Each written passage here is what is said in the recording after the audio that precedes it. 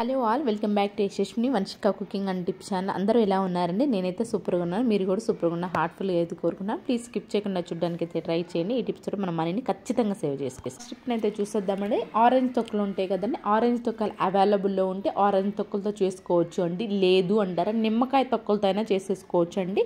నిమ్మకాయ తొక్కలు ఏంటి అంటే మొత్తం జ్యూస్ అంతా పిండేసిన తర్వాత నిమ్మకాయలు ఉంటాయి కదండి పైనది, దాన్ని కూడా ఈ విధంగా అయితే ఉపయోగించుకోవచ్చు అండి. మనం సూపర్గా అయితే స్మెల్ ఉంటుంది. దానికోసము వేడి నీళ్ళలో ఆరెంజ్ తొక్కలను అయితే వేసేసాను. దీన్ని చల్లారనివ్వండి.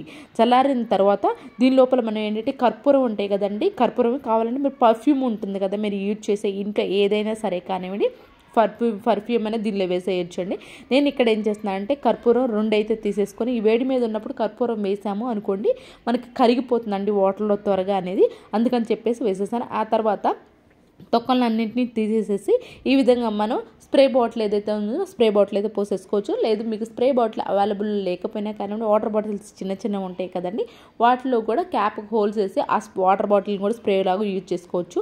దీని లోపల ఏంటంటే కొంచెం మనకు వర్షాకాలం కాబట్టి ఈ సీజన్లో ఏంటంటే ఊరికి ఇల్లంతా కొంచెం తడి స్మెల్ వస్తూ ఉంటుంది కదా, కొంచెం స్ప్రేస్ వాడుతూ ఉంటారు న్యాచురల్గా బయట నుంచి తెచ్చుకొచ్చి. అలా కాకుండా ఈ విధంగా ఈ వాటర్తో కనుక తయారు చేసుకున్న వాటర్తో కనుక మనం కర్టన్స్ పైన అండ్ అలానే మనకి ఏంటంటే డోర్ మ్యాట్స్ ఉంటాయి కదండి, బాత్రూమ్ దగ్గర కానివ్వండి డోర్ మ్యాట్స్ పైన అలా కర్టన్స్ పైన కనుక జల్లేసుకుంటూ ఉన్నామనుకోండి మంచి వాసన వస్తూ ఉంటుందండి. మీరు 4-5 డేస్కి ఒకసారి ఈ వాటర్ని కనుక స్ప్రే చేస్తూ ఉన్నారంటే మాత్రం ఇల్లంతా కూడా మంచి వాసన వస్తుంది. ఏదైనా రిలేటివ్స్ వచ్చినప్పుడు కూడా ఈ విధంగా స్ప్రే చేస్తారంటే మాత్రం ఖచ్చితంగా మన ఇల్లు అనేది మంచి వాసనతో నిండిపోతుంది, ఎలాంటి బయట నుంచి తీసుకొచ్చే అవసరం లేకుండా.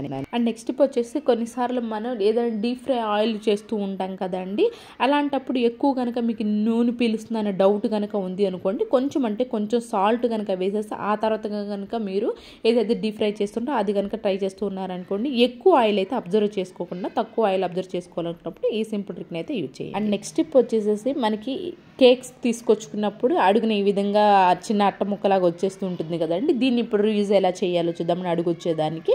దానికోసం వాటర్ క్యాన్స్ కొంటూ ఉంటాం కదండి, వాటర్ క్యాన్స్ కొన్నప్పుడు ఇలాంటివి కూడా క్యాప్స్ అనేవి వస్తూ ఉంటాయి కదా, వీటిని ఉపయోగించి సూపర్ యూస్ఫుల్ టిప్ అండి. 2 మనం ఏం చేస్తాం అనవసరం అని చెప్పి పడేస్తూ ఉంటాం కదా, అయితే దీంతోనే మనం ఇప్పుడు సూపర్ యూస్ఫుల్ టిప్ నాకు అయితే ఉపయోగించుకోవచ్చండి. మనకి ఫెవిస్టిక్ పెట్టి అంటించేసామనుకోండి క్యాప్స్ని, ఇలాంటి పిన్నిస్లు కానివ్వండి ఇలాంటి చిన్న చిన్న క్లిప్స్ కానివ్వండి పెట్టేసుకోవడానికి ఈజీగా అయితే ఉంటుందండి. డ్రెస్సింగ్ టేబుల్ దగ్గర కనుక పెట్టేసుకున్నామనుకోండి అన్నీ ఒక దగ్గరే ఉంటే హడావిడిలో ఉన్నప్పుడు ఎటు టెన్షన్ పడకుండా అన్నింటిని వెతికే పని లేకుండా సింపుల్గా ఒక దగ్గరే ఉంటే, లేదు అంటారు వర్క్ చేసుకుంటూ ఉంటారు కదండి శారీ పైన వరకు, అలాంటి వాటికి కూడా ఈ విధంగా అన్ని మనం ఒకే దానిలో అయితే వేసేసుకోవచ్చు అండి. సింపుల్గా మనకి ఇది తీసుకోవడానికి వర్క్ చేసుకోవడానికి ఈజీగా అయితే ఉంటుంది. ఐ హోప్ ఈ టిప్ అయితే నచ్చిందని నచ్చితే కనుక ప్లీజ్ అండి ఒక లైక్ చేయండి. మీరు లైక్ చేయడం వల్ల వేరే వాళ్ళకి వీడియో రీచ్ అవుతుంది, నాకు మోటివేషన్గా ఉంటుంది కాబట్టి ప్లీజ్ లైక్ చేసి నా ఛానల్ సపోర్ట్ చేయండి. నెక్స్ట్ టిప్ వచ్చేసి ఫెస్టివల్ సీజన్ కాబట్టి సగ్గుబియ్యం పాయసం సింపుల్గా చేసుకోవాలి. షుగర్ అనేది తక్కువగా ఉండాలి, ఎక్కువసేపు మనకి కొంచెం తిక్కుగా కాకుండా పలుచుగా ఉండాలి అనుకున్నప్పుడు ఈ విధంగా తయారు చేసుకోండి. సగ్గుబియ్యాన్ని 1 గంట ముందు నానబెట్టేసాను. సేమియాని ఏం చేశానంటే నేతిలో వేయించేసాను. ఈ విధంగా లైట్ ఫ్రై చేస్తే సరిపోతుంది, ఎక్కువ కూడా ఫ్రై చేయాల్సిన అవసరం లేదండి. ఫస్ట్ అడుగును కొంచెం కొంచెం 1 గ్లాస్ అయితే 1 గ్లాస్ కూడా కాదండి 1/2 గ్లాస్ వాటర్ అయితే పోసేసాను.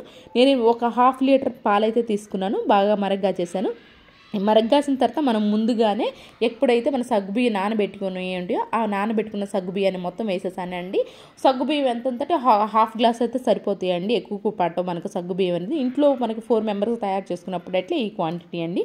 ఈ విధంగా తయారు చేసుకుంటే సగ్గుబియ్యం మనకు ఉడికినట్లు ఎలా తేయాలని ఇలా పైకి తేలిపోతాయండి. అండ్ అలానే స్పూన్తో తీసి చూసినా కానివ్వండి వైట్గా కనిపిస్తుంది. ఈ సిచ్యువేషన్లో ఉన్నామంటే ఆల్మోస్ట్ సగ్గుబియ్యం ఉడికిపోయినట్లే అండి. తర్వాత ముందుగానే ఫ్రై చేసి పెట్టేసుకున్నటువంటి సేమియా ఉంది కదా, సేమియాని కూడా వేసేసి ఈ విధంగా వచ్చే వరకు ఉడకబెట్టేసుకోండి.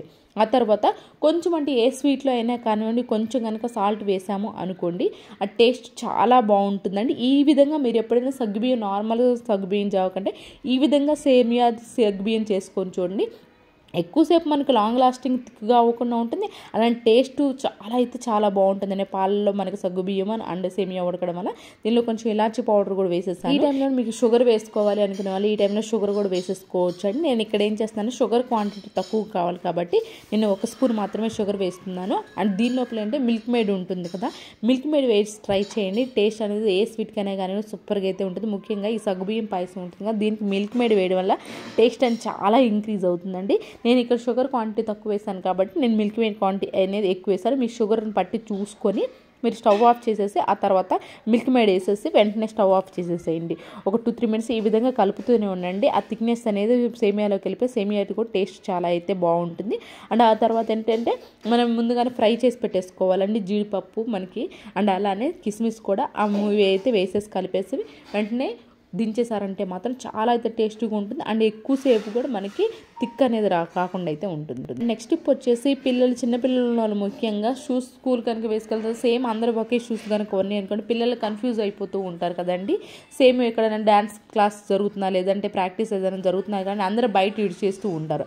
ఆ విడిచినప్పుడు వాళ్ళకి ఈ పిల్లలు ఏంటి అనేది తెలియదు కదా. మనకి ఈజీగా గుర్తుండాలి అనుకున్నప్పుడు ఈ విధంగా shoe back side nail polish కొంచెం కనుక అప్లై చేసేసాము అనుకోండి, మనకి పిల్లలకి ఏది వాళ్ళ షూస్ అనేది ఈజీగా గుర్తుపట్టడానికి అయితే ఉంటుంది. నెక్స్ట్ స్టెప్ వచ్చేసి గ్యాస్ సిలిండర్ పైప్ మనం యూజ్ చేస్తూ ఉంటే ఈ పైప్కి కూడా మనకి ఎక్స్పైరీ డేట్ అనేది ఉంటుంది. ఇది చాలా వరకు తెలియదండి, బట్ ఖచ్చితంగా మనం అబ్జర్వ్ చేసుకుంటూ ఉండాలి.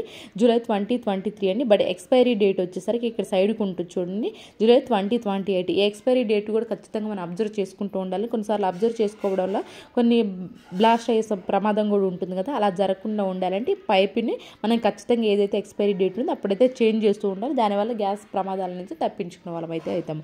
ఐ హోప్ ఈ టిప్ కూడా నచ్చిందని అనుకుంటున్నాను. ఇవేనండి ఈరోజు టిప్స్. యూస్ఫుల్గా అనిపించే ఈ టిప్స్ అని ఒకసారి ట్రై చేయండి. ఏది మీకు బాగా నచ్చింది అనేది కామెంట్ బాక్స్లో కమెంట్ చేయండి, లైక్ చేయండి, షేర్ చేయండి, సబ్స్క్రైబ్ చేసుకోవడం మాత్రం అసలు మర్చిపోకండి. Thank you so much for ever watching.